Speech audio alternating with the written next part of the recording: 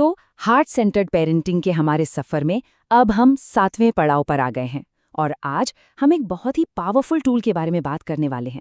एक ऐसा टूल जो हमें बच्चों से जुड़ने में मदद करता है, उनकी उन भावनाओं को सुनना जो वो कह नहीं पाते। चलिए एक सिचुएशन से शुरू करते हैं जो शायद कई पेरेंट्स के लिए जानी पहचानी होगी।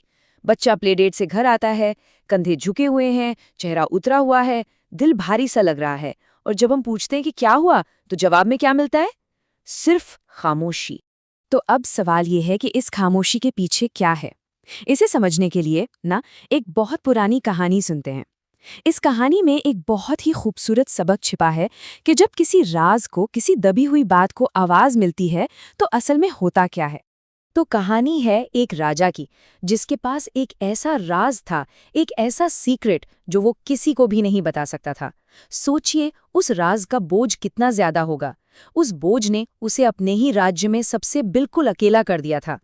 तो आखिर में जब उससे रहा नहीं गया तो वो बिल्कुल हताश होकर एक पुराने पेड़ के पास गया और उसके खोखले में अपना वो राज, वो सीक्रेट फुसफुसा दिया।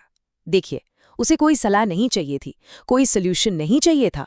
उसे बस एक ऐसी जगह चाहिए थी जहां वो अपने मन की बात, अपनी भावना को बाहर निकाल सके।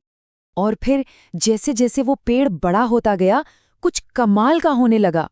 उसके पत्ते जब हवा से सरसराते थे तो ऐसा लगता था मानो वो राजा का राज कह रहे हों। और उन पत्तों ने धीरे धीरे राजा के उस राज को पूरी दुनिया में फुसफुसा दिया और आखिरकार उस राजा को उस बोझ से आज़ादी मिल गई। ये कहानी हमें एक बहुत ज़रूरी बात सिखाती है कि भावनाओं को, फीलिंग्स को हमेशा ठीक करने की ज़रूरत नहीं होती। कभी कभी उन्हें बस सुने जाने की ज़रूरत होती है। तो सवाल ये है कि हम अपने बच्चों के लिए वो सुनने वाला पेड़ कैसे बन सकते हैं। चलिए अब इस कहानी के सबक को एक बहुत ही सिंपल लेकिन पावरफुल पेरेंटिंग टेक्निक में बदलते हैं।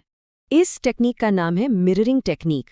मिररिंग मतलब आईना दिखाना, और ये टेक्निक कुछ करने के बारे में कम है और कुछ बनने के बारे में ज्यादा। क्या बनना है? अपने बच्चे की भावनाओं के लिए एक शांत आईना। अब यहाँ पर फर्क को समझते हैं।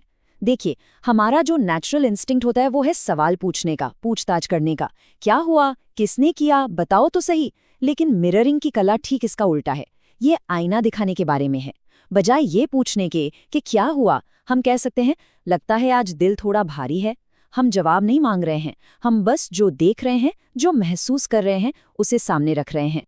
तो ये सिर्फ कोई थ्योरी नहीं है, ये एक प्रैक्टिकल टूल है जिसे आज रात से ही इस्तेमाल किया जा सकता है। चलिए इसके स्टेप्स को समझते हैं कि इसे करना कैसे है। चलिए वापस उसी सिचुएशन पर चलते हैं जहां से हमने शुरू किया था। बच्चा प्लेडेट से आया है, उदास है और कुछ बोल नहीं रहा।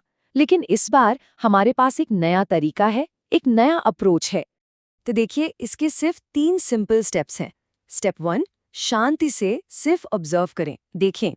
स्टेप 2, एक रिफ्लेक्शन ऑफर करें, मतलब आईना दिखाएं, जैसे आज कुछ शांत लग रहे हो। और स्टेप 3, ये सबसे मुश्किल है लेकिन सबसे जरूरी भी, खामोशी को बने रहने दें, बस इंतजार करें। जब हम अपने बच्चों को ये सेफ स्पेस देते हैं जहां वो बिना कुछ कहे भी अपनी भावनाओं को महसूस कर सकते हैं, तो हम भरोसे की एक ऐसी नींव रखते हैं जो उनकी इमोशनल हेल्थ के लिए बहुत बहुत ज्यादा जरूरी है। एक बात हमेशा याद रखनी है, हमारा मकसद बच्चे के मन से वो राज उगलवाना नहीं है। मकसद तो बस ये है कि उसे ये महसूस हो कि वो अकेला नहीं है, उसे अपनी भारी भावनाओं का बोझ अकेले उठाने की जरूरत नहीं है।